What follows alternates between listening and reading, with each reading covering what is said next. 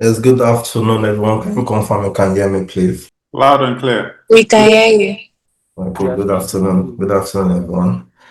My name is Olaoluwa Onikute. I'll be your host for today's webinar.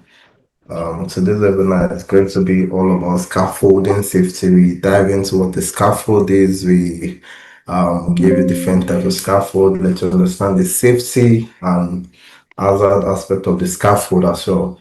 For today's webinar, our facilitator is going to be Mr. Cherian. Mr. Cherian is a senior project manager for Kevron Consulting Limited. And Mr. Eze, can you confirm you can hear me, please? I can hear you Olaoluwa loud and clear. Okay, good morning, Mr. Eze. Good afternoon, Mr. Eze. Good Sorry. afternoon, Olaoluwa. Welcome. It's good to have you Thank join you. us today. So, Mr. Eze, we're waiting for you. Feel free to dive in, please. Thank you very much. All right, thank you, Olaoluwa. Um, I'll have to stand on existing protocols and thank you for your affable introduction. So, we have before me, like, introduce the topic scaffold safety. The nomenclature scaffolding happens to be a, a system in the construction industry that it cannot be divorced from construction. So, in every construction firm, you cannot separate or leave out scaffolding as a system in construction.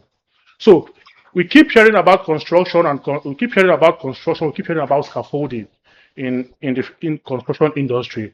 But many a times we do not know in depthly what scaffolding means. But we see an erected system used on site. So, and historically speaking, many of us do not know the foundation or the basis of the appellation scaffolding. So I would like to use few minutes to give us the historical descriptive analysis of scaffolding before I delve into the topic further. I quietly believe it will be a great disservice to this topic if we do not know the historical background. So there's a prevalent saying that the history of scaffolding is closely tied to the history of construction. Over the years, or from time immemorial, people have wondered how they could gain height in carrying out monumental structures, how they could erect them or gain height in erecting structures. So humans have needed a temporary structure to reach height or to gain height in carrying out their task. So in the days of old, large buildings were erected, temples and multi-story buildings. So man, in his own wisdom, thought in depthly how he could gain height in carrying out his tasks or achieving his project. So, based on archaeological evidence, historical wise, which we could see in the Great Pyramid of Giza, I want to start from the ancient world that, evidently speaking, in the ancient Egypt and ancient China and ancient Greece, between 2600 to 2500 BCE. BCE happens to be before the Common Era, while CE happens to be the Common Era. So before the Common Era, builders of the pyramid likely used modern scaffold, ramps, and platforms to move materials to work at height. While in China, in ancient China, they used bamboo scaffolding, which was developed very early, and the remains is still in use today in ancient China. Now, moving from China, we move to Greece and in ancient Rome, and where we find builders, which they use timber scaffolds for temples and aqueducts and other monumental structures. So, in ancient era, these were in use during those era. So, from the ancient era, we now move to the Middle Ages. So do not forget, I am trying to create a foundation or a basis about the historical origin of what scaffold means that it has spanned from a number of years. So the Middle Ages, during the construction of Europe, the great cathedrals, castles were built between 1000 and 1500 CE, which is the Common Era. So the scaffold were in use in that point in time and became more sophisticated. So during the construction in Europe, they used large wooden frameworks, which were surrounded by system with bamboos and then timber materials. And as they rose those structures to the height where they want to carry out their task, workers stood on platforms supported by poles, beams, and ropes. This is, I'm talking about in the Middle Ages. And much of the scaffolding, they were custom built in that era during the Middle Ages. And then in many medieval cathedrals took decades to be constructed, and those scaffoldings were left so they could use it to complete the projects. Now, moving from the Middle Ages to the early modern period, we could see from the 16th to the 18th centuries, timber timber remained the primary material. Bamboo and timber, they remained the primary material which was used as a scaffold structure or members of a scaffold or materials. Now, timber remained the primary material quite all right, and construction techniques itself became more modernized during the Middle Ages. Now, scaffolding was also used not only for construction but for maintenance, for repairs, and painting and public ceremonies. So during the Middle Ages, they used scaffold to also access heights to carry out their construction work.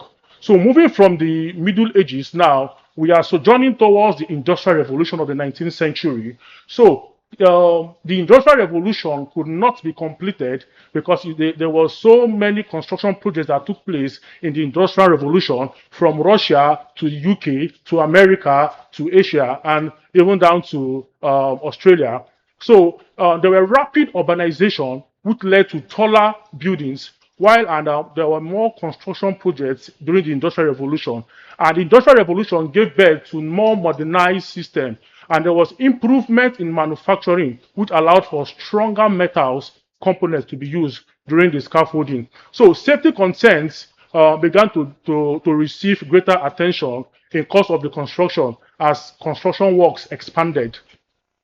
So moving further from the Industrial Revolution, we now get into the 20th century. So in the course of the 20th century, which showed a milestone which occurred in the 1900s. So the 20th century, we had the metal tube, which was where scaffolding began, replacing industrial timber systems. So in 1913, a British inventor named Daniel Palmer Jones, he patented the system of steel scaffolding and couplers, and which he helped to standardize the modern scaffold construction. So as a result of the 20th century, scaffold now started taking shape with modernized members and properties, which now culminated into the system as a whole, which we call a scaffolding. So government also began to introduce workplace safety and regulations, which was specified on how scaffolds should be designed and inspected. So the 20th century now gave birth to modern scaffolding, which now contained the tubes, the couplers, the pipes, the standards, the properties that makes up a scaffold. So from the modern scaffold, we now have more modern designs. We begin to put into consideration the load-bearing capacity of the scaffold, and also looking at the ease of the assembly, how the scaffold was being assembled. Workers' safety was also put into consideration, and then the fall protection system was also taken into consideration, and then compliance with engineering standards too became a standard in the current contemporary times in terms of scaffold erection. So looking at that rough or basic background I have given, we see that scaffolding does not just start from this modern era. It dates back to time immemorial. So I want to also allow us gain clarity that scaffolding also goes beyond construction. It is not just in construction we use the nomenclature scaffolding. That even in educational psychology, it was in the 20th century, educational psychology in biology and software engineering, they borrowed the word scaffolding from the construction, which in the 20th century, a work inspired by Lev Vygotsky, and which was later propounded and developed by researchers known as Jerome Brunner. So they incorporated the word scaffolding into educational sector, into psychology also, which I would peripherically let us understand that in education, scaffolding refers to a temporary support provided to learners until they can perform their tasks independently. And in software engineering and in biology, Scaffolding similarly refers to structures that support development or organization. That is to say that scaffold does not only applies to construction firm alone, it also applies in other firms also. So we are looking at the appellation scaffolding. If I'm tempted to ask which language inspires the word scaffolding, or which language is scaffolding, I would say that scaffolding is an English language, is an English word which entered into the English language in the 14th century from the Old French. And French also took the word scaffolding from the old Germanic linguistic. Uh, yeah, because the Germanic, they settled in Gaul and they used that appellation, scaffolding. So scaffold is English, derived from French, and its main origin, a deeper origin, was rooted in Germanic. So this now drives us now to what scaffolding actually means. Because, and another thing, before I go further, I want us to understand one clarity in terms of the word scaffold and scaffolding, because it is quite evident that sometimes we interchangeably use the nomenclature scaffolding to mean scaffold, and scaffold to also mean scaffolding. So I would want us to understand clearly what scaffold actually means in this wise. So we can see from what I have as my contents here, we can see that we have the foundation and the scaffold types and people, and the requirements and tags, and then hazards and protection and practical knowledge. So notwithstanding, we'll have to look at what is scaffolding. So like I said, I want us to understand the polarity or the discrepancy between scaffolding and scaffold, as both sometimes are mistaken for one another, though they share similar properties. So in construction industry today, a scaffold refers to a single individual unit or a platform, either supported from below or suspended from above, on which workers sit or stand when performing a task at height above the ground. We can also say a scaffold is synonymous to a mobile scaffold, which is a single unit, a single structure, or which can also be, which is movable. So when we see scaffold, when you see a mobile scaffold, like the picture which is evident on this slide, you can see this is a mobile scaffold having a caster wheel and looking at the platform. So we can refer to this mobile scaffold as a scaffold. That is why I said scaffold is a single unit, an individual unit. Then why we now talk about scaffolding? So scaffolding is a broader collective term for the entire system or structure.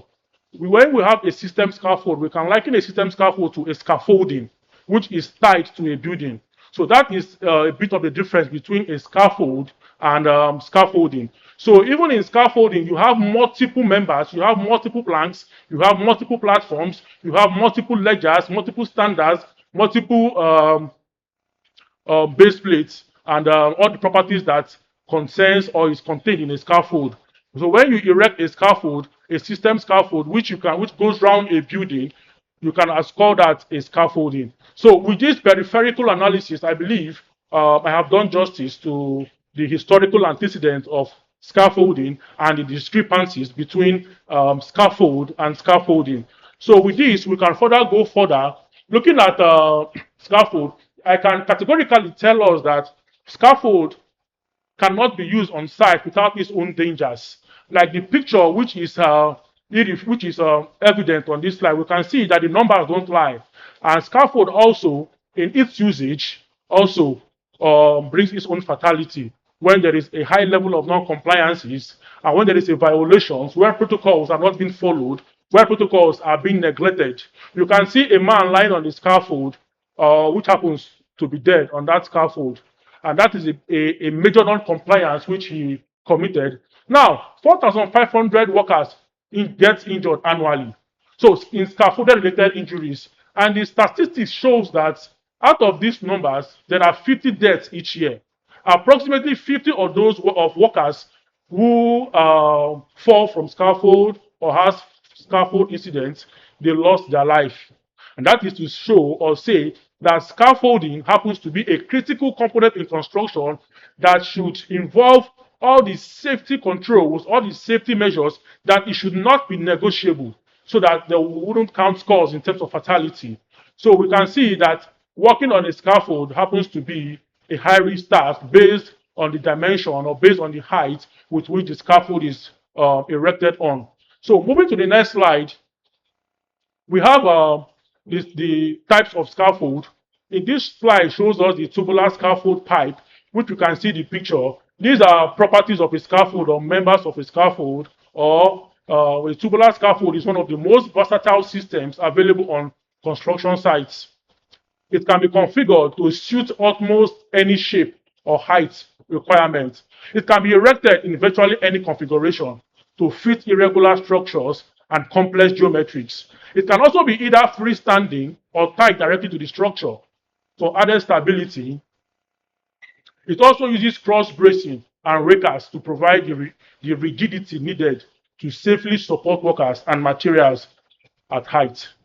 Now, the tubular scaffold also is connected using right angle clamps, swivel clamps, and joint pins. All components must be inspected before use. So this is one of the types of scaffold which is being used in the construction firm. Now, we also look at the frame scaffold. The frame scaffold use proprietary systems or pre-engineered frameworks and bracing. Common examples include the interposed SGB and triangular scaffold systems. These systems are designed for rapid assembly and consistent load performance. So we can see this scaffold, which is called a frame scaffold. We can see the dimension and the height of this scaffold, and we can also see the access of the scaffold, and we can see the structure with how the scaffold is being structured. So with this scaffold, it allows for easy ascension to any height you want to go. And it all depends on how safe the scaffold is, which one to be allowed to access the scaffold. So we see this structure actually depicts a frame scaffold. So this now takes us to the next slide, which will have a freestanding and suspended scaffold. Now, a freestanding scaffold, you can see the picture, and on the right-hand side, you can see a swinging scaffold. And in this kind of scaffold, it is peculiar to certain buildings or structures with which has glasses or windows which cannot you cannot gain appropriate height to carry out your cleaning on the windows. So this measure is designated to ensure that this work goes safely. Now, this No swinging problem, no scaffold problem. shows uh, Yeah, a now later rope. I'll call you. I did one meeting. When I finish online, I'll call you. A rope is being hung and cables connected to stirrups at each end of the platform and supported by roof-mounted suspension structures, commonly used for high-rise facade work, window washing, and elevated construction tasks. So we can see that this scaffold is well connected and well installed on a on an angle iron, which you can see, or on a pole, probably well fixed to a structure inside the building or on top of the building. So it allows for rigidity and solidity, and the workers there are also compliant using their 5-point PPE requirements and their 4 protection system also. So if we might go further into looking at this suspended scaffold, one might be tempted to ask, what if there is a high level of wind and it happens to toss or swing this scaffold beyond its normal balance? What will happen to the workers? That is where emergency response comes in. And this kind of scaffold, the emergency response, I believe, has been factored into the erection, the installation, and usage of this scaffold. So we now migrate further into the next slide where we have the mobile scaffold. We can see this structure shows a mobile scaffold and all the trappings that is contained in the mobile scaffold. The mobile scaffold is a type of scaffolding system designed to move easily from one spot to another without full dismantling. It provides a strong, safe working platform across a variety of heights and situations. So a mobile scaffold has a set of castor wheels. A castor wheel, you can see a red wheel beneath the standard. That is what we call a castor wheel in a mobile scaffolding, or in a mobile scaffold rather. So the castor wheels are set for easy relocation across the work site. Wheels can be locked in place when the scaffold is stationary. This is mandatory before any work mounts the platform. What this is implying is that Before the scaffold is moved from one position or one point to the other point, the castor wheel must be locked. It must not be free for safety control or safety measures of safety wise, so that there will not be an unwarranted movement of the scaffold while there is a worker on the scaffold. And it allows it is extremely a versatile scaffold, which allows for mobility at any time. It is suitable for varying heights and a wide range of tasks. And workers must never ride on a mobile scaffold while it is being moved. It is a major non-compliance for workers to be on site, to be on height, and the scaffold is being pushed. Many times in construction firms, you see, due to laziness, you will find workers, they would rather prefer to sit or stand on the mobile scaffold and tell their colleagues on the ground to push them to the point where they want to carry out their task. Instead of them to come down, they unlock the wheel and they push and they get to the point where they want to carry out the task. They lock the wheel and then they ascend the scaffold. But most times, laziness do not allow them to do such, which is a major non-compliance in mobile scaffold safety. So this slide tells us or shows us who is authorized to erect a scaffold. This particular slide, who is authorized to erect a scaffold, happens to be a critical part of scaffolding erection installation.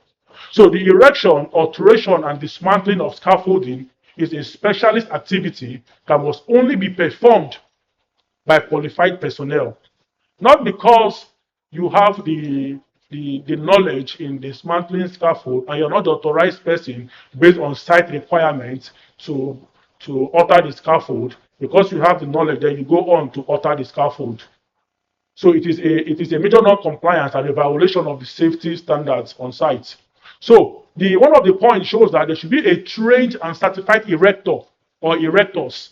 Scaffolding shall only be erected, altered, or dismantled by persons who are competent and trained. All erectors must attend a recognized training course and hold the relevant certification. Most times you find in the construction fair, workers they learn how to erect scaffold on the site or while the work is ongoing. They learn on the job. And when they feel they have known to a greater extent, they now feel they are now qualified to erect scaffold or scaffolding. So that is a major non-compliance. Every erector must come to site with his certified competent scaffold certificate, which qualifies the erector to erect the scaffold on site. So any erector who does not have a certificate of competence to show that he is qualified to erect a scaffold becomes a hazard on the erection of that scaffold and becomes a hazard on site to the workers on who would access that scaffold platform. So only a trained and certified erectors must erect the scaffold. And we look at the competent team leader supervision. All erection, alteration, or dismantling work shall be supervised by a competent person or a team leader who has undergone the necessary training, has relevant site experience, and has been appointed in writing in terms of these standards. So most times you see, because the worker wants to carry out a task and probably he gets to a platform and where he is standing, there is also a platform above him, and then his head is probably touching the platform, or he's not comfortable with the members of the scaffold, and then he wants to quickly adjust the scaffold to suit his purpose or to suit his condition, and then he quickly takes out his ratchet and then tries to loosen the clamp or the tube. So it's a problem in the construction industry. This is a pattern that we find evident in most construction sites. And when the scaffold now has problem, they will deny they weren't the one who did it. So it is a major non-compliance for anybody to alter a scaffold who was not in the first place competent to erect the scaffold. So who is authorized to inspect scaffold? Persons who erect scaffolding are not permitted to inspect or sign off the structure for use. Inspection must be carried out by an independent, competent person. What this point implies is that most scaffold erectors sometimes does or do the job of a scaffold inspector. Because you are an erector, you now feel you are qualified to inspect, or because you have erected the scaffold to a certain standard and which it has passed the daily checklist, you now feel you can inspect and then you can certify the scaffold. Okay, it is wrong. There are two different jobs an erector, and an inspector. An erector is not qualified to inspect. So we have an inspector who will certify the scaffold okay and who is designated to carry out that task. A specially appointed competent scaffold inspector who holds the required qualifications and is recognized under the applicable standard. That is who a scaffold inspector is. And also some other competent persons, like any other qualified person, such as a registered engineer who has been trained and has adequate and demonstrable knowledge of scaffolding systems and safety requirements. So upon satisfactory inspection, the inspector shall issue a safe for use certificate, notice, or green tag, which must be visibly displayed on the scaffolding at all times. Upon satisfactory completion of the scaffold, and based on the inspector's satisfaction and discretion, he would decide within his own acuity to know that the scaffold has been is satisfied okay, at which he can now tag the scaffold based on the appropriate and designated tag. So when must scaffolding be inspected? There's a regular inspection is mandatory on the scaffold or on the scaffolding. It is not optional. The frequency depends on the type. The frequency depends on the type of the scaffold and any events that may affect its structural integrity. Now, after erection or movement, immediate after any erection, re-erection or addition, alteration or change to the scaffold is anchorage base or ties. What this is saying that any alteration on the scaffolding, that the inspector will have to re-inspect the scaffold. So after erection or movement, immediately after any erection or re-erection, addition, alteration, or change to the scaffold is anchorages, base or ties, then the inspector must inspect the scaffolding over again. Now, and also, suspended scaffold must be inspected every day. All other scaffold types must be checked daily for visible defects or hazards. Now, weekly, all scaffold types other than suspended must be formally inspected at least once per week during active use. Now, looking at the weather condition events, after any gales, storms, earthquakes, we don't have earthquakes in Nigeria, so other natural events which may have compromised the safety or stability of the scaffold warrant a re-inspection. And now, looking at monthly basis, even when not in active use, scaffold must still be inspected at least once per month to confirm continuous structural integrity. So what this point is saying is that if there is an adverse weather condition which may alter the scaffold, it must be re-inspected. And if you are using a scaffold and you have not used the scaffold for a week or a month, the functionality or the integrity of that scaffold becomes questionable with time due to dust or rust and due to the erection state. So it shows that it must be re-inspected whether in use or not in use. As long as it has stayed unattended to for close to a month, the scaffold needs to be re-inspected. And mostly to further apply other measures, when the scaffold has been inspected, it is appropriate that the safety officer on site should have a checklist handy on daily basis to use the checklist to also carry out inspection on the scaffold and identify any non-compliance or defect on the scaffold while documenting it. And if there is a defect or a non-compliance, the scaffold will have to be grounded. And recommended for non-usage. So a scaffold inspection of a scaffold is quite an important factor in carrying out a scaffold usage on site. So moving from this slide, we now move to this one, which tells us that what every worker needs to know about scaffolding. A scaffold must be erected correctly on a level base. All scaffolding on site must be erected in a safe, approved manner on a level floor or base. Where applicable, toe boards shall be fitted. A competent appointed person must check the structure using a formal checklist before it is used. Most times you find out on site that scaffold will be erected while some important properties or features of the scaffold is missing or are missing, like the toe board this slide identified. Most times you find workers ascending the scaffold height, or more, we use will I use the word, the vulgar language, monkey, you monkey the scaffold, and they climb on the pipes, the guardrails of the scaffold, because the scaffolding does not have a toe board or a platform.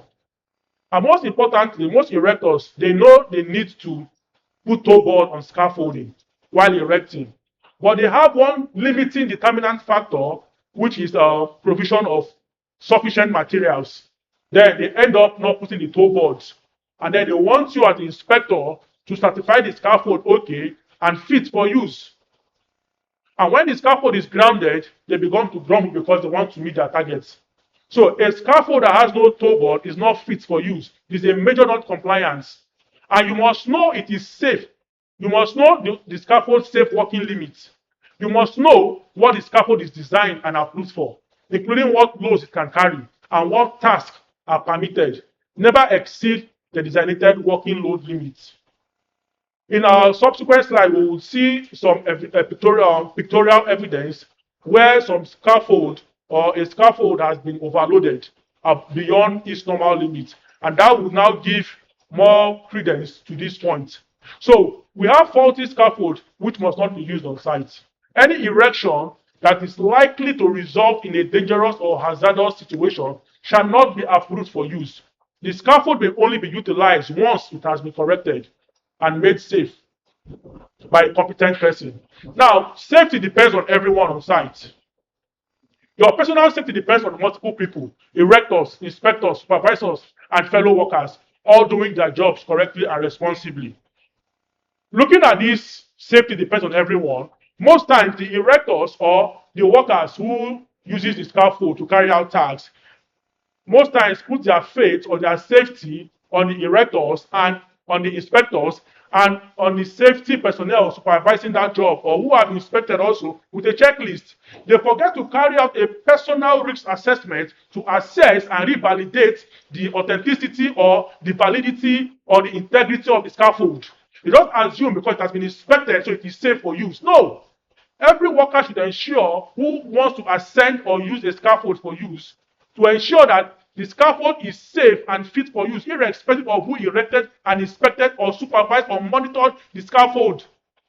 So it should not be left entirely to the erectors or to the inspectors or to the supervisors. No, because whatever happens to that personnel on that scaffold, he suffers it alone, not the erectors, not the inspectors. That is why every personnel, every worker who should ascend or use a scaffold should ensure that scaffold is fit for him to use. And if he identifies any defect or fault on the scaffold, it is the duty of that worker to call out that defect and report it immediately to the responsible person available at that point in time. You know, we used to say when you see something, you say something. But when you keep quiet, something might happen. So it is a problem in the construction industry. Many workers they just want to manage the scaffold. Sometimes the contractors who are contracted to carry out erection on site, they manage materials on site, and then these workers they go on to this scaffold, they climb it, and they manage these platforms that does not have adequate scaffold materials to use in carrying out a safe erection of this scaffold. So it is a problem in the construction industry. So we will further see certain control measures as we advance further on this topic. So we have the scaffold general requirements for guardrails and handrails. So guardrails are mandatory on all working platforms. They must be constructed from steel material and meet the following specific dimensional requirements. Most times we find out that those who erect scaffold do not know the statistics or the calculation which they should use in measuring the distance between the guardrails, the knee rail, from the knee rail to the waist and then to the head protection. Sometimes they use their eyes and then they say their eyes is their plumb. That is their spirit level, which we ubiquitously call the plumb. It is adequate and appropriate and safe to use a plumb when erecting a scaffold. But most times, the erectors carry out a microscopic gaze on the scaffold and they tell you they have looked at it from one angle and then it is safe to put in the guardrails. So that is also a non-compliance. So a spirit level, which is the plumb, should also be used in carrying out the measurements of the guardrails. We can see that the top rail should be 110 centimeters in height.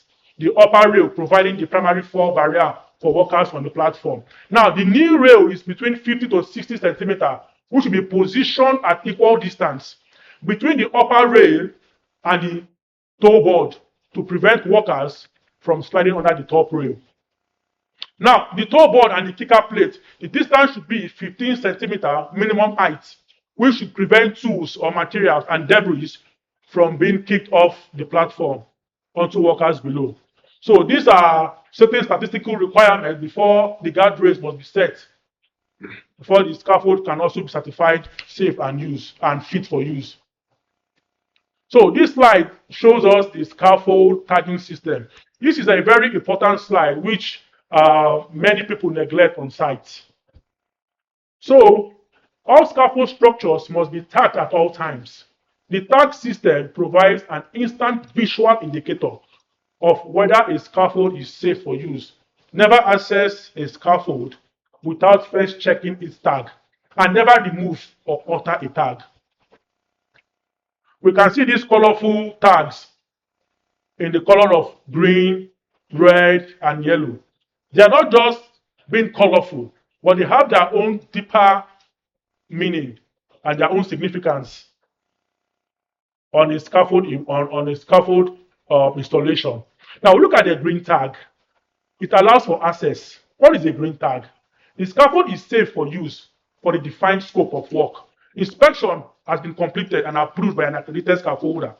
When the inspector looks at the scaffold, after checking all the properties of the scaffold and all the features that demands or requests that the scaffold is fit for use, he tags the scaffold green, telling every worker on site that this scaffold is fit for use.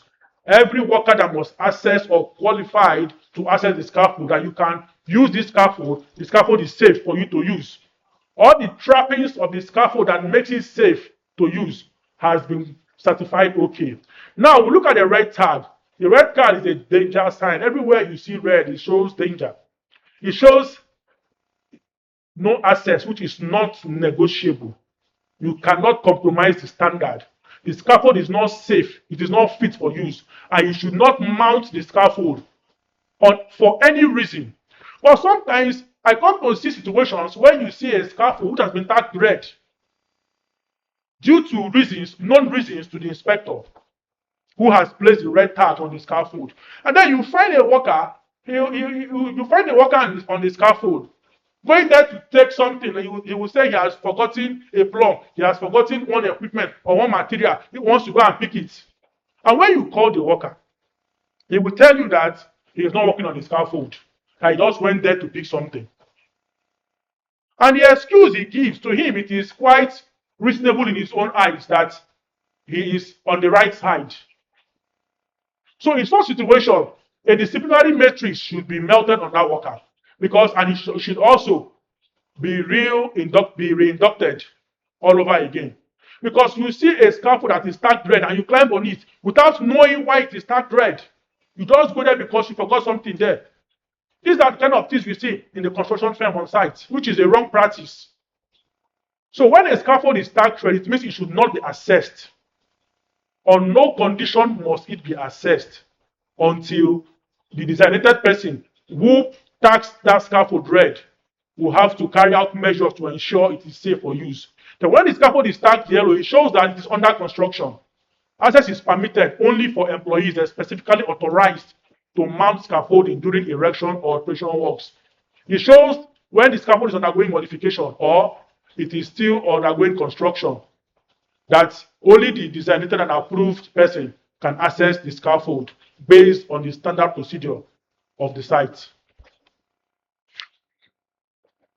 Now we look at safe access to scaffold, rules and requirements. All scaffolding must be provided with suitable, secured access to the working platform. The method of access depends on the size of the scaffold and the platform height.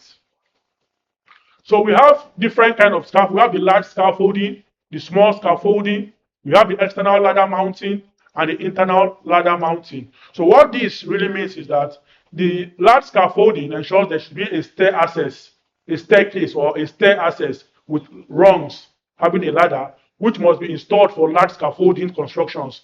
Stairs provide safer, more stable movement of workers and materials at heights.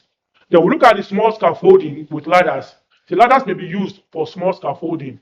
Each ladder must not extend a vertical distance of more than 3 meters, that is 10 feet, unless an intermediate landing place is provided. While the external ladder mounting shows that if ladders are mounted on the outside of the scaffolding, they must be additionally equipped with safety cages for platforms higher than 3 meters. While the internal ladder mounting shows that if access is provided inside the scaffolding, hatches must be installed at each platform level to prevent falls through the access opening. What this hatches means that there is an opening inside the ladder where you can open then to access to another platform. So said the hatches must be installed if access is provided inside the scaffolding. Now we have a visual example of a safe access. We look at this evidence below for the external ladder. Said access is permitted without a safety cage when the platform is lower than 3 meters. Now, when the platform is above 3 meters, for platforms higher than 3 meters, if ladders are mounted outside, a safety cage is mandatory, like a cat ladder. A cage will prevent you from falling. If ladders are mounted inside, hatches must be installed at each level. We can see this scaffold, this pictorial evidence where we have an opening. It shows that a hatch was installed on the scaffold. So when you get into the platform, you close it to prevent fall from the scaffold or fall into the ground. Now we have the safe access and the ladder rules. Now for small scaffolding where ladders are the designated access method, the following rules are non-negotiable. Each ladder must not extend more than 3 meters vertically without an intermediate landing place. Ladders mounted on the outside of scaffolding must be fitted with safety cages. Ladders must be secured at the top and bottom to prevent movement while in use. Always maintain 3 points of contact when climbing, 2 hands and 1 foot, or 2 feet and 1 hand. Most times you find that workers don't maintain 3 points of contact. Even before I go further, you find out that in most scaffoldings erected, sometimes they don't put access. The workers have to climb the guardrails as an access to ascend the platform, which is a violation. And then looking at the access, which is the ladder attached to the scaffold, you find out that most times the workers don't comply or apply the 3 point of contact. Sometimes they ascend the scaffold uh, they ascend the scaffold while carrying a material or carrying an equipment on their hands, not conforming to the standard of the 3 point contact, which is a violation. And most times when they want to descend the scaffold, the ladder, they slide down, which is a non-compliance to scaffold safety. So that is not a good practice at all. So at all times, 3 point of contact must be maintained on every access to a scaffold.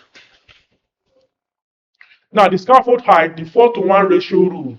One of the most critical stability rules for scaffold and height of the scaffold must not exceed 4 times its minimum base dimension unless ties or braces are used to secure it to the structure.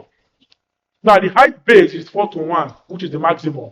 For every 1 meter of base width, the scaffold may rise a maximum of 4 meters before ties or bracing are required.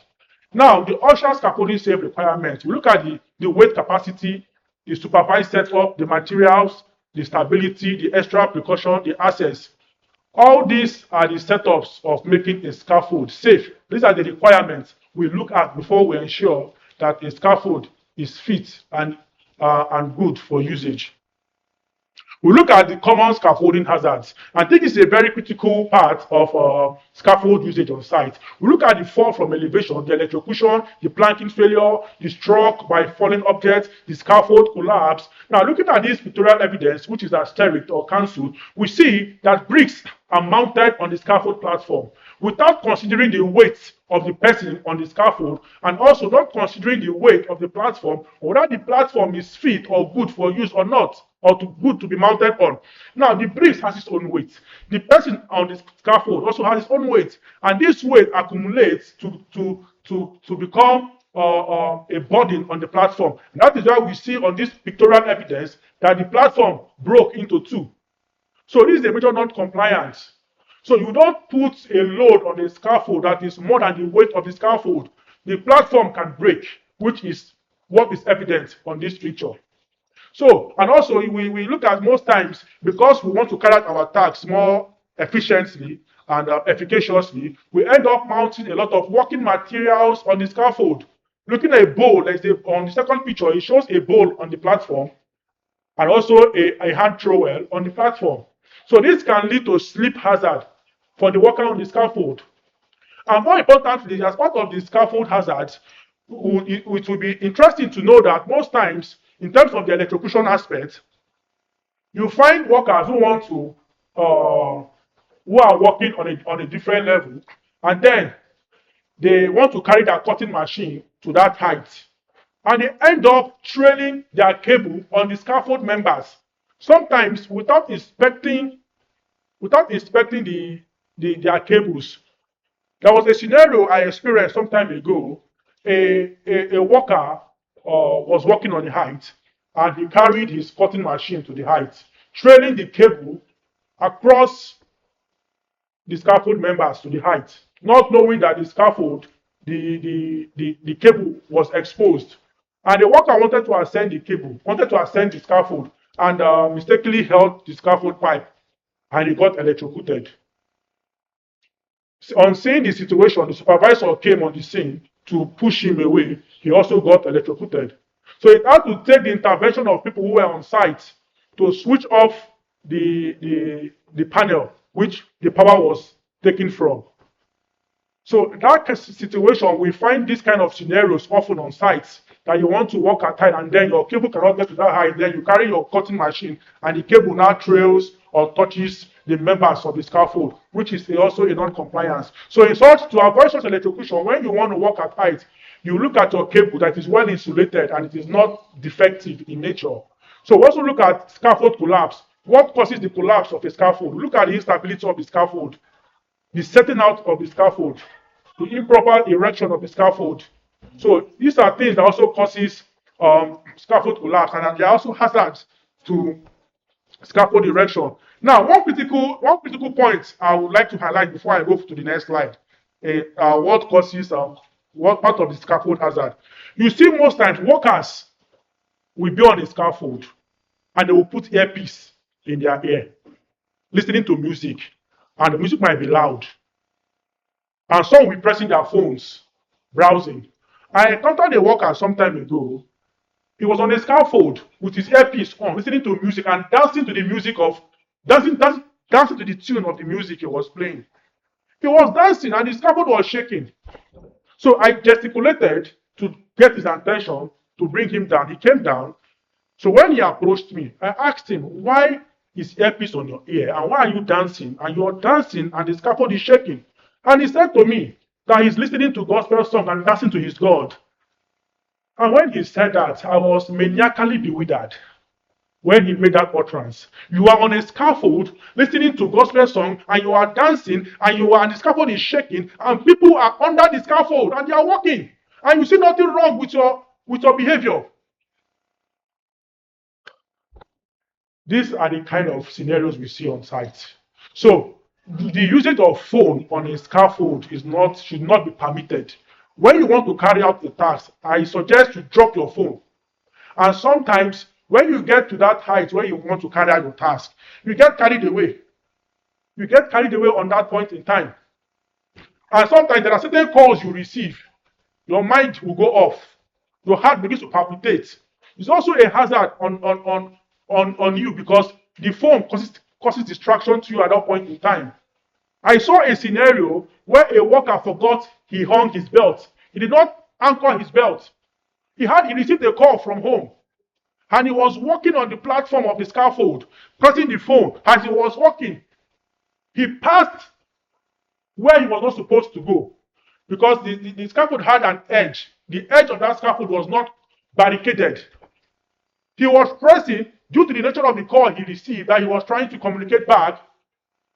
He now went to the edge of the scaffold and he fell off. And that was a fatality. So Mobile phone usage on a scaffold should not be permitted or allowed. It is also a scaffold hazard. So I believe with this, I have done justice to this scaffold hazard. Now we look at protecting workers from falls. In protecting workers from falls, we have the guardrail systems and the PFAS, which is the personal fall arrest system. Now we have the fall prevention and the fall protection. So the fall protection is when we have where the body harness comes in, which happens to be the lifeline of defense in terms of the hierarchy of the control measures. Then we have the fall prevention, which happens to be the guardrail systems. And you can see this pictorial evidence. You can see we have the fall prevention and the fall protection measures simultaneously used on site. Then the full body harness, which is your last line of defense, like I earlier said, it has its own nomenclatures and its own features. So sometimes when a body harness has been worn by the worker, so the scaffold should be the body harness should be well inspected when it has been worn. Sometimes the workers they put on the body harness without inspection, and then they go at height to carry out their task without minding that it is not properly fitted to their body. So we have what we call the shock absorber, the dozer D-ring, the lanyard, the snap hook, the shoulder strap, the chest strap, the leg strap, and the safety harness. So when the scaffold, when the body harness is worn, the D-ring should be checked. The carabiner, especially because the carabiner is attached to the lanyard, or the lanyard is attached to the carabiner. You check if it is properly fitted. There is a nut, a screw you have to screw or unscrew. So you check the screw if it is properly fitted. So when it is well screwed and fitted, then the lanyard is good to go. So this last line of defense is a critical component for safety control measures for use on a scaffold. Then how to wear a body harness. So many people have properly propounded their own system of how to wear their own body harness. You see some workers on site, they put the body harness or they spread it on the ground. When they spread it on the ground, they start by putting one leg at a time into the chest, into the leg side of the body harness. When they fit in the two legs into it, then they take it up and then they now put one hand to the shoulders, to the chest side and the shoulder side, and the other one before they start strapping. Some they will lose everything on the ground, while some will couple everything on the ground first before they now wear it. Then while some will wear the body harness first, then they start from the leg side, the thigh side, they strap the two thighs, they strap it, then they strap the chest, then they now strap the waist side. So any means you use in wearing your belt, some people feel it is adequate because I quite understand that a technique is a means of arriving at your statement, irrespective of the means you apply in wearing the body harness. But most times, most workers don't know how to wear a belt. So it is always advisable that the safety officer helps them to put it on. And sometimes when they wear the belt, it affects them on the downside, on the private part region, that it becomes a problem to them and makes them uneasy. So this slide also shows us how to wear the belt. We're looking at the step 1 to the step 6. So we see the belt here, the body harness. It shows that this is the appropriate way of wearing it, irrespective of the fact that some people have their own pattern of putting it on. And at the end, they end up putting it on safely. So the step 1 shows us how to begin. Then down to the step 2, the shoulder side. Then the step 3, which has been fitted. Then the step 4, which is the leg, the thighs area has been strapped. Then the step 5 shows the chest has been strapped. Then step 6 shows it has been fully strapped. Then we look at the scaffold terminologies. We have several terminologies in scaffolding, which shows the anchor, the brace, the base plate, the castor, the bay. We have so many terminologies in scaffolding, which if you don't know, you might end up using the wrong member to fit into the scaffold. So for the sake of time, we might not be able to go into most of all the terminologies, but we will look at the anchor. The anchor is a device fixed to a structure which is used to tie the scaffolding securely to that structure, preventing movement or overturning. So this anchor is also a property of the scaffold, which ensures the solidity of the scaffold. Now we look at the castor. The castor happens to be a wheel for a mobile scaffold, which allows the movement of the scaffold from point A to point B. Then look at the couplers. The couplers are used to secure pipe or the scaffolding components together, including right angle couplers and swivel couplers. The couplers are of different types and shapes and forms. We have the 90-degree, the 360-degree for the couplers. Then we look at the ledger. The ledger is a horizontal scaffold tube fixed between the standards, parallel to the structure on which put logs or transoms are fixed. Then the standard is the vertical member of the scaffold frame, the columns of the structure that carry all the load down to the ground. So we can say that the standard is the principal actor in the scaffold member erection. Now we look at the outrigger, the raker, the swivel coupler. Now we see that the outrigger is a cantilever being fixed to a floor slab, extending outward from the structure to suspend a swinging stage. Now the raker is an angled load-bearing piece of scaffold that provides rigidity to the frame and braces the structure against lateral force. So these are properties or features of a scaffold that makes the scaffold solid after erection. So we look at the sole plate, we look at the toe board, we look at the workload limit, the working platform, the tie, the toe board. So all these properties cannot be missing in a scaffold. For a scaffold to be fit, we ensure that we have all these properties fixed on the scaffolding. Only then can it be ascertained fit for use. So the sole plate, usually a timber board on which the scaffold base plate sits, it spreads the load and prevents vertical standards from digging into soft ground, which would cause instability. So I want to say something about the sole board and then the base plate. Most times, scaffolders erect a scaffold without a sole board and without a base plate. Sometimes we don't even know the difference between the sole board and the base plate, and when to use a sole board and when to use a base plate. Now, a sole board happens to be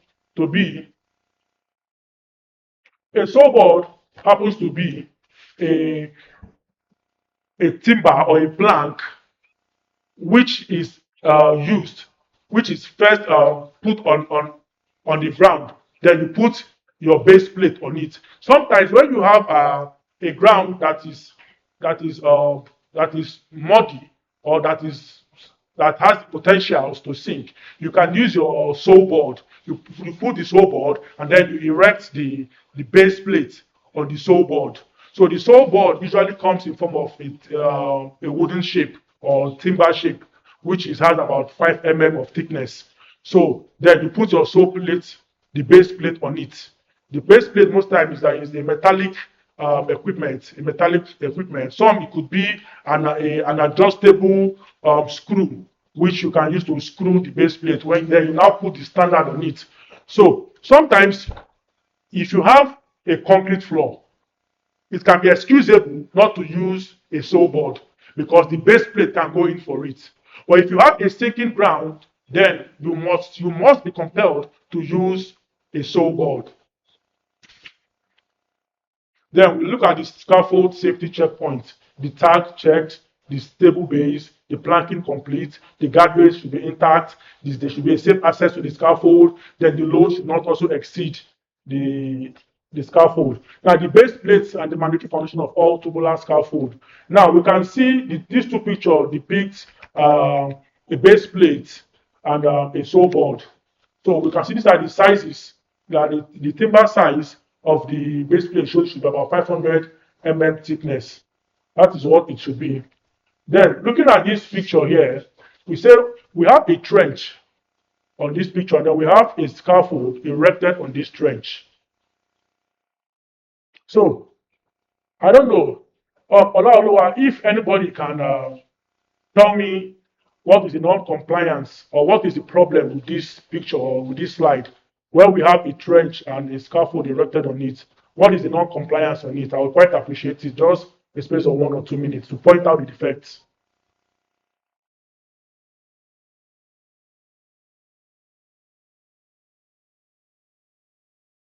All right.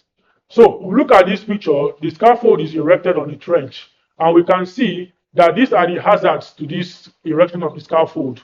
There is a trench and there is a scaffold erection.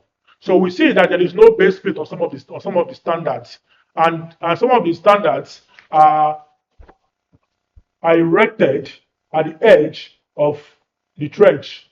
And then we also have a scrap timber. The standard is erected between the spaces on the base plate, which is a non-compliance, which can make the scaffold tilt over. And then we can see that the base plate is the sole board is too close to the trench. And we also have a standard that does not have a base plate. If you can see, there's a standard not having a base plate, and the other one, the sole board is too close to the trench, so there can be a tilting over. And on this picture, we see how safe this scaffold has been erected on or over a trench. We have the standard well fitted to the base plate, and the sole board crosses over the trench, which shows it is safe for use. And then we'll look at this. These are two different, this is a different scenario from this. We look at where there is a slopy ground. So how can the scaffold be erected? We see this is a wrong way of erecting the standards on a slopy ground. And then this picture shows us that this is the best way to erect the scaffold. So you have to ensure that the sole board is lying flat on the slopy ground and with a sloping ledger, and the standard should be centered on a fully bedded sole plate with a right angled coupler, and right angled coupler should also be installed on it. So this shows this erection is safe. Now we have this mobile scaffold wheel requirement. I think I was talking about the castor wheel. So this is a castor wheel for a mobile scaffold, which allows for free movement of the scaffold from one point to the other point. Now the mobile scaffold edge distance. So that proximity to open edges and drop off is one of the most dangerous situations for mobile scaffold. There should be strict distance rules that should apply at all times on the scaffold. Now, this is a typical scenario of what happens on site, where you find workers standing on the mobile scaffold and you find their colleagues on the lower level pushing the mobile scaffold. So there would be the possibility or the proclivity of the scaffold tilting or falling over, because sometimes there might be an obstruction while pushing the scaffold and then the person would fall off. So this is a wrong practice while using the mobile scaffold. So we have a visual presentation of this work in progress. We can see a lot of violations on this scaffold. We can see that we have a lot of bricks on this scaffold. We can see there are so many features and properties missing in this scaffold. One, this scaffold is not tagged. The scaffold is not authorized to be used. It is not, there is no flat surface. Fine, it has a base plate, but it does not have a sole board. We can see the kind, so look at the kind of the base plate some of the standard is fitted on or fitted in. Now we can see the way the worker is ascending the height of the scaffold. We can see there are spaces in between the platforms, and we can see how the standard is bent, that there is a possibility of it bending further or breaking. And whatever happens on this scaffold, they are left to their own fate. So this is a very erroneous way to carry out a task on this defective scaffold. So this slide shows all the defects on the scaffold. That scaffold is non-compliant. So we look at this is a standard scaffold for use. We see that a green tag is displayed. There should be a complete guardrails, solid foundation, fully planked platform, and proper access. And these are the trappings that ensures that the scaffold is fit for use. Then we have also supported scaffoldings. Here is what every worker must know and confirm before starting work. And before every worker must start his task, he must always check the scaffold tag before stepping on the scaffold and report any damage or change immediately, and never exceed the workload limit. Every worker must put on their PPE at all times at height. And most times, you find a worker who wants to work on a 1.8 meter height on the scaffold, sometimes on the waist level, sometimes the scaffold platform height is at the shoulder level, and they would ask, is it safe or is it necessary I use my body harness to gain height? This has become a contending issue in the usage of scaffold while on site, because when a scaffold is well protected with all the guardrails and the platform is intact and the access is there, and most times you find workers saying they don't need a body harness. that they can't fall from that point. But looking at the standard, required standard that above 1.8, it should be used. But commonly speaking now, that every work at height begins from the ground level. Even though you are not at the point of 1.8, it is advisable the body harness must be used.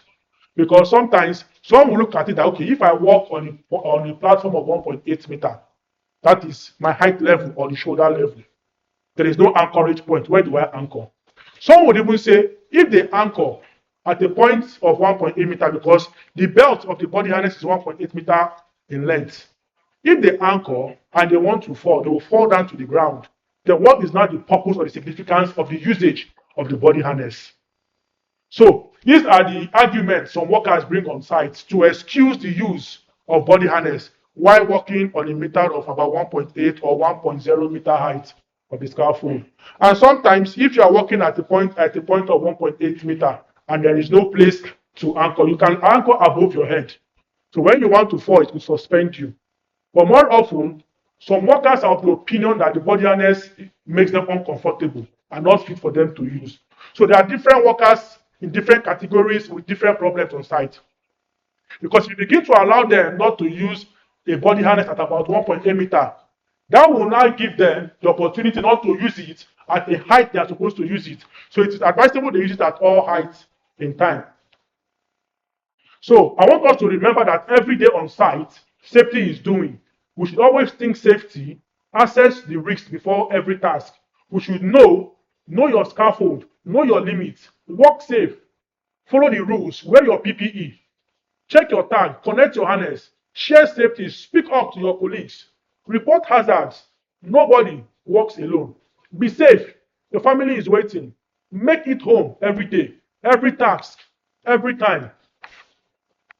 So, with what I have said, I believe that my audience must have been able to grab or to get one or two things from this scaffold safety, because in a nutshell, the use of scaffolding in the site is a very critical structure and which demands 100% safety compliance at all times. Scaffolding safety is not negotiable and it must not be compromised at all times. And that is why all the components must be in check, all the features must be in check, everything we must not overlook anything while erecting, inspecting, and using a scaffold. So at this point, I draw the curtain of my talk. So thank you. Olaoluwa, over to you. Thank you, Mr. Izzy. Mr. Izzy, thank you very much. This was really, really, really, really insightful. I really did enjoy this session, and I'm speaking from the audience as well. I'm certain they all enjoyed this session as well. Thank you very much, Mr. Izzy. Thank you for your time. Thank you for educating us once again on scaffold safety. We really did enjoy your session. So before we call it a day, we'll give time for the audience for questions and answers. Please feel free to indicate, can raise your hand or give a sign so you can be called up to ask your question. Mr. Wisdom, you are unmuted. Do you want to speak, sir? Yes. Good afternoon. First of Good all, afternoon, sir. Feel free, sir. Feel free to proceed. yes. If there's anything that I've learned from today class, at least the background of scaffolding, being a safety officer, I've not thought it twice to to do an investigation to know the background, the history of scaffold. But this training has given me that insight. I want to say a very big thank you. Our resource person did the justice to it. Of a truth, there is no shortcut, or they don't have to compromise when it comes to scaffold at the site, because you can imagine somebody working using scaffold that is not properly, or even a rust scaffold. Anything can happen from that place that would need the life of somebody. So as a safety officer, we don't need to entertain such kind of scaffold at the site. Thank you very much, sir. Thank you. Thank you. Good afternoon. Yes, Mr. Abayomi. Thank you. Please Good proceed. afternoon. Yes, sir. I say a big thank you to the presenter for the presentation. No doubt about it, he has exposed more than what I think I'm expecting him to do. But the issue now is, can we have the materials and the certificates for it? Mr. Abelme, you registered using the link, right? Yes.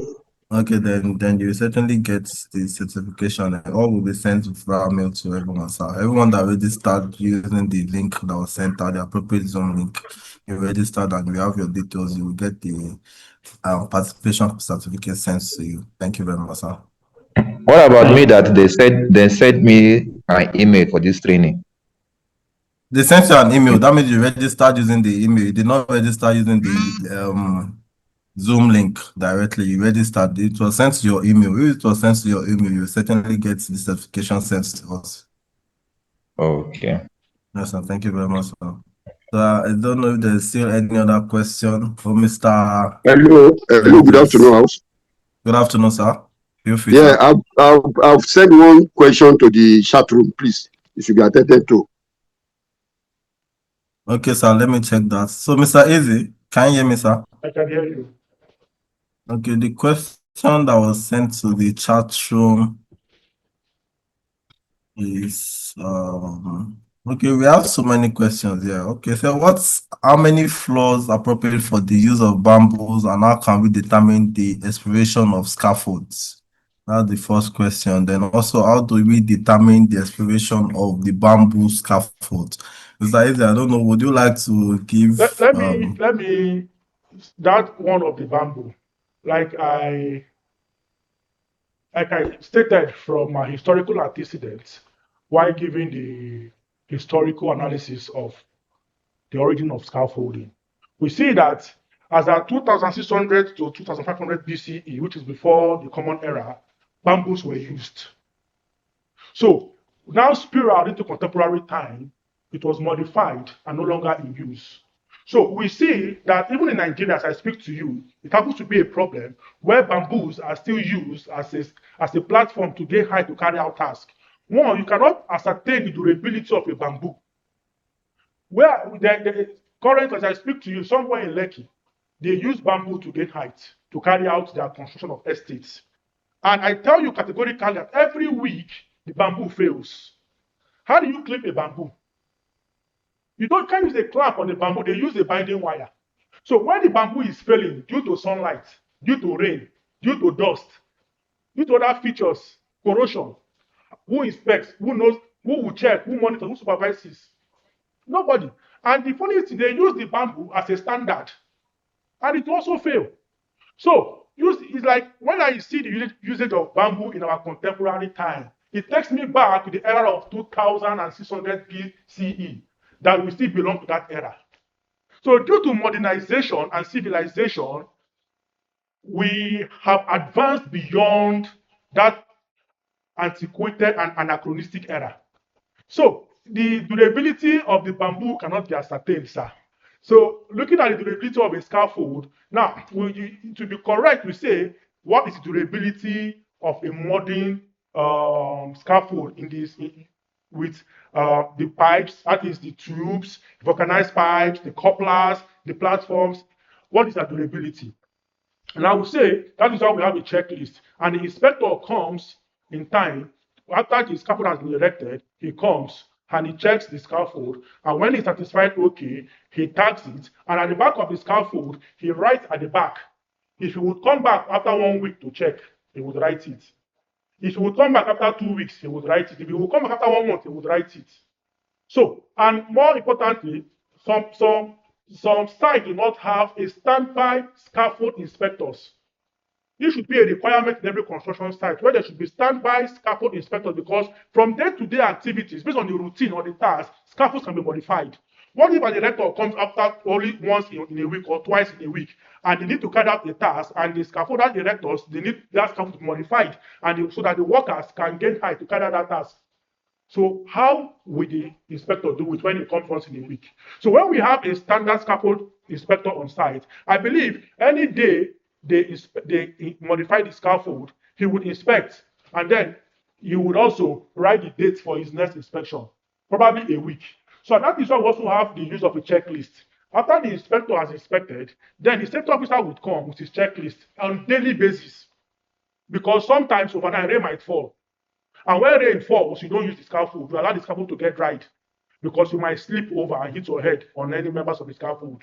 But you still find workers still ascending the scaffold and using it when it is wet, which is a wrong practice. So the use of the checklist is a daily checklist. We also have monthly checklists. We also have quarterly checklists and audits, which we carry out on the scaffold to know whether it is still fit the functionality and the integrity of the scaffold. So it depends on the discretion of the scaffold inspector. He might check it, because in the construction site that the tax goes on week in, week out, which is in daily usage. So he might always inspect the scaffold every day due to the nature of the Thank you, task. Mr. Yes, Thank you, Mr. Eze. Olaoluwa. Thank you, Mr. Eze.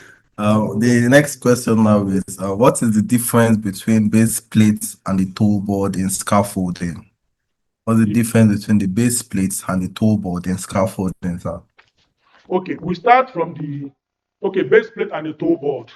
A toe board is a scaffold member that prevents materials from falling from the scaffold.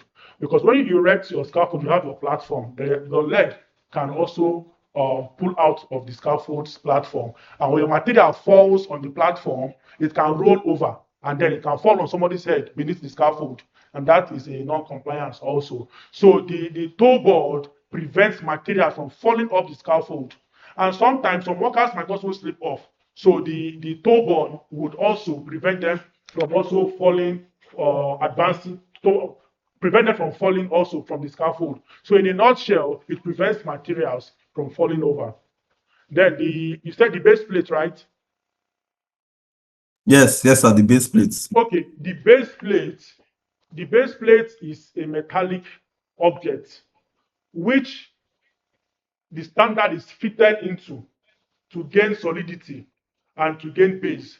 The base plate carries the standard. The standard carries the load of other members of, carries the ledger and other members of the scaffold. So when you have placed your base, your sole board on the ground, then you put your base plate on it. And some base plates have adjustable screw jack, which you can screw to elevate your standard and also to reduce the level of your standard.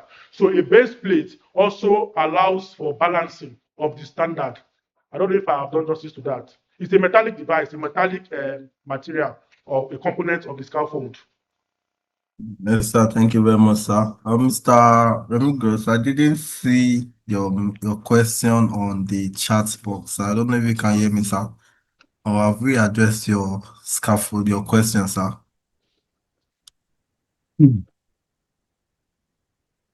Okay, so we'll just give room. Is there any other question for we call it a day? Okay.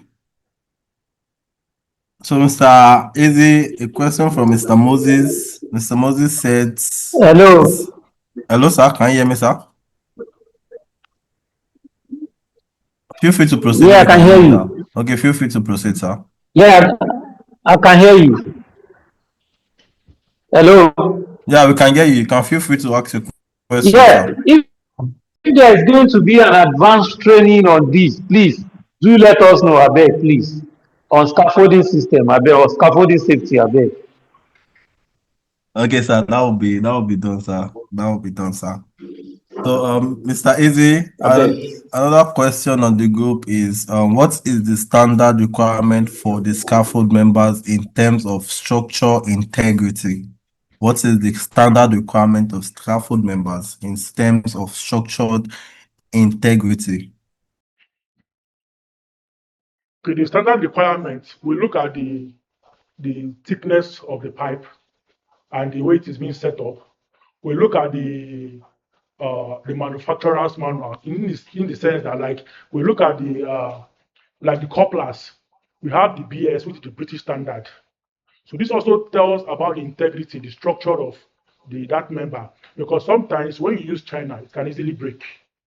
So now the standard requirement is the British standard, which is the BS, which is mostly prevalent now in most construction sites. So we use the British standard for the scaffold members, not China.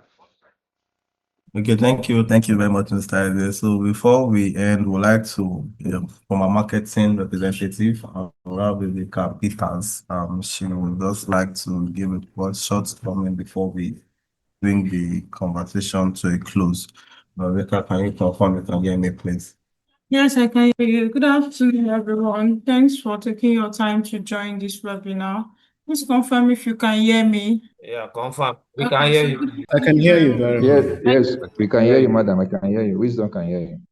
Okay, thank you very much, sir. So We my can name is hear you. Rebecca, and thank you for taking your time to join the just concluded webinar on scaffold safety. We are Kevron Group, like you know, we are a leading provider of QHSSC trainings and consultancy services. We help organizations to implement safety compliance rules, and we also help them to ensure they are certified in safety consultancy service aspect. So we have our different trainings and services that spans across different sectors, irrespective of the sector where you are working. We have trainings and services that fit and align with your sector. And I'll briefly be listing out our services and our trainings for you to just have a few view on it. So our trainings, we are accredited with different awarding body, the likes of IOSH, and under IOSH we have the IOSH Managing Safely, IOSH Working Safely, IOSH Level 6 Diploma in Occupational Safety and Health, the IOSH Level 3 in Occupational Safety and Health, even your IOSH Advanced Project Safety Management also. We also have other awarding bodies like the EOSH, the AOSH, the ABIOSH, like your process safety, ABIOSH UK award in process safety. We also have ABIOSH FPSO, ABIOSH UK award in AZOP, and the likes of them. So we also have other trainings that we can tailor trainings that meet with the need of your organization in case you want us to, irrespective of the sector which you're working in. We also have our consultancy services that spans across different sectors, like I said, the like of ISO implementation and certification, the likes of floor marking, the likes of process safety management. These services are also done as a consultancy services. We would also be dropping our phone number and our email address for you to reach out in case you have any questions regarding our trainings and our services. We'll be dropping our phone numbers and our email address and also our profile so you can review. Don't forget, Kevron Group has a solution to any or every need you have in your organization. We have a solution to render to you. So thank you once again for joining the webinar. We appreciate your time and your efforts. Thank you. We hope to see you in our next section. Thank you very much. Thank you very much, Rebecca. Thank you for that. Thank you very much. As Rebecca said, we are Kevron Group and we are quality providers for QHSSE services. That's quality, health, safety, security, and environmental consultancy and services. Thank you very much. So please, Mr. Eze, once again, I would like to thank you. I want to appreciate you for giving us your time to take us through this session. This was very insightful. I really do appreciate it. Thank you so much for giving us that time to take us all through this. Thank you very much. You're welcome. With this, I'd like to bring this session to a close. Thank you all. Thank you for joining. Thank you for giving us your time. We look forward to seeing us all in our next session. Thank you very much once again.